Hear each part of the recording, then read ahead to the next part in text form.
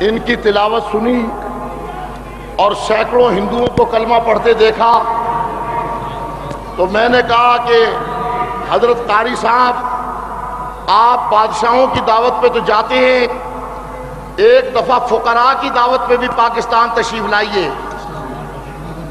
ان کی آنکھوں میں آنسو آ گئے، فرمانے لگے میں تو فقیر ابن فقیر ہوں، بھیک مانگ کے میں نے اللہ کا قرآن پڑھا ہے، اپنی حیثیت نہیں بھولا، میں آپ حضرات کی دعوت پر آؤں گا۔ جمعرات کے دن اچانک ان کا ٹیلی فون دوحے سے آیا۔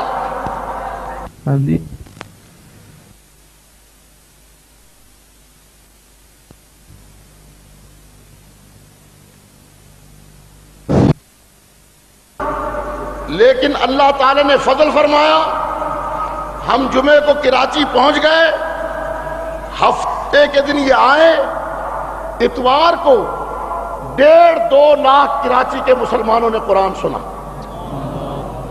ملتان تشریف لائے، اچانک یہ پروگرام سب ٹیلی فونوں پر بنے تو ملتان میں 2 لاکھ کے قریب فرزندان توحید نے ان سے قرآن کی تلاوت سنی۔ ڈیرہ غازی خان جیسے چھوٹے سے شہر میں 1 لاکھ کا اجتماع ہوگا اور رات گوجرانوالے میں 1 لاکھ کے قریب اجتماع تھا۔ قاری صاحب ساری دنیا میں مسلمانوں کے دلوں کی دھڑکنیں، انہوں نے امریکہ میں قرآن پڑھا تو نقد 400 آدمی ان کے اجتماع میں مسلمان ہو گئے۔ ایدی امین کی دعوت پر گئے، یوگینڈا میں قرآن پڑھا، 72 آدمی کمپالا میں ان کی تلاوت سن کر مسلمان ہو گئے۔ اللہ تبارک و تعالی نے ایک غریب باپ کے بیٹے کو یہ توفیق دی کہ وہ ساری دنیا میں قرآن کا مبلغ بن کر اللہ کے دین کی آواز کو دنیا میں پہنچائے۔ میں مجلس علماء پاکستان کی طرف سے، جس کا میں صدر ہوں اور جس کی دعوت پر یہ تشریف لائے، ان کا شکریہ ادا کرتا ہوں، اور مصر کے صدر حسنی مبارک کا بھی شکریہ ادا کرتا ہوں کہ انہوں نے اس ضمن میں ہماری درخواست کو شرف قبولیت بخشا، اور جنرل ضیاء الحق صاحب کا بھی شکریہ ادا کرتا ہوں کہ انہوں نے اس دورے میں جب یہ کراچی پہنچے تو 12 بجے رات کو ٹیلی فون پر ان سے بات کی اور انہیں خوش آمدید کہا۔ میں نے انہیں کہا، میں نے کہا قاری صاحب، پاکستان کے ادنا مزدور سے لے کر پاکستان کے صدر تک ہر شخص آپ کے آنے کی وجہ سے خوش ہے۔ پھر صدر محترم نے دوسرے دن ملاقات کے لیے کہا کہ میں قاری صاحب سے کراچی میں ملاقات کروں گا۔ تشریف لائے، ملاقات فرمائی اور اہلاً و سہلاً مرحبا کہہ کے استقبال کیا، اور ایسے چپٹ گئے جیسے کوئی محب اپنے محبوب کو سینے سے لگاتا ہے۔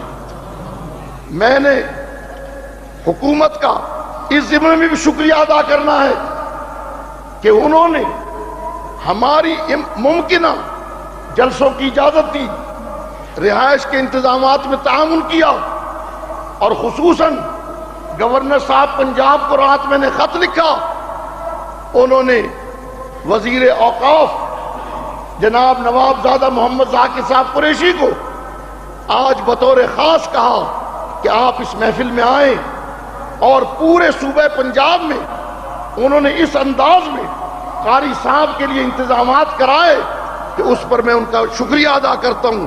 ویسے بھی ہم بادشاہی مسجد کی طرف سے بھی ان کا شکریہ ادا کرتے ہیں کہ ان کے زمانے میں ان کے حکم سے 30 لاکھ کے قریب روپیہ اس مسجد پر لگا، قالین آئے، پتھر آئے، گرم ٹھنڈے پانی کا انتظام ہوا، یہ لاؤڈ سپیکر لگا، اور میں اللہ سے دعا کرتا ہوں کہ اللہ تبارک و تعالیٰ یہ جزائے خیر انہیں عطا فرمائے۔ قاری باسط صاحب اب آپ کے سامنے تشریف لاتے ہیں، سکون سے اور پیار سے ان کا قرآن سنیے، اور اس سے پہلے کہ وہ قرآن مجید پڑھیں، ہم ایک حقیر سا نذرانہ ان کی خدمت میں انجمن تاجران لاہور کی طرف سے مقصود بٹ صاحب وزیر صاحب کے ہاتھوں 10,000 روپے کا حقیر نذرانہ، یہ کوئی نذرانہ نہیں۔ علامہ ابن قیم نے کہا النقطۃ من القرآن خیر من الدنیا وما فیہا، قرآن کا ایک نقطہ ایک پلڑے میں ہو اور کل کائنات دوسرے پلڑے میں، تو نقطے کا وزن بڑھ جائے گا۔ قاری صاحب ہم آپ کی قیمت نہیں دے سکتے نہ قرآن کی، یہ حقیر سا نذرانہ ہے جو لاہور کے مسلمان آپ کی خدمت میں پیش کر رہے ہیں۔ ہم غریب ہیں، ہم بادشاہ نہیں، ہم جانتے ہیں کہ شاہ فیصل آپ کے ساتھ کیا برتاؤ کرتے تھے۔ ہمیں یہ بھی پتا ہے کہ جب تم نے مغربی جرمنی کی عیسائی پارلیمنٹ کے سامنے قرآن پڑھا تو انہوں نے تمہیں کروڑوں روپے کا چیک دیا، لیکن یہ فقیروں کا حقیر نذرانہ قرآن کی قاری کی خدمت میں پیش کیا جا رہا ہے۔ میں جناب نواب زادہ صاحب کو تکلیف دوں گا اور حاجی مقصود بٹ صاحب کو کہ تشریف لائیں اور فضل جناب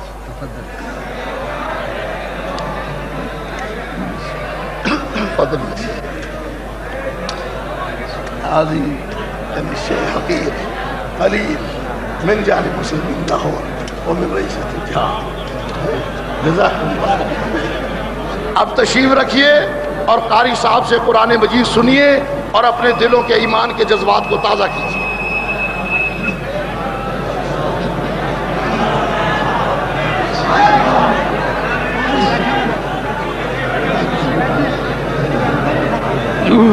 طبیعت پہ بوجھ نہ ہو ان کی۔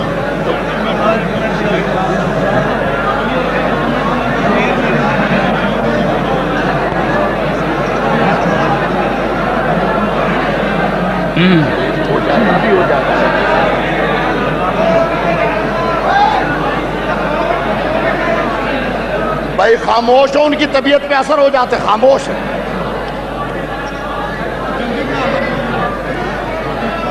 کچھ لوگ صرف شرارت کے لیے آئے ہیں، وہ اپنا کر رہے ہیں۔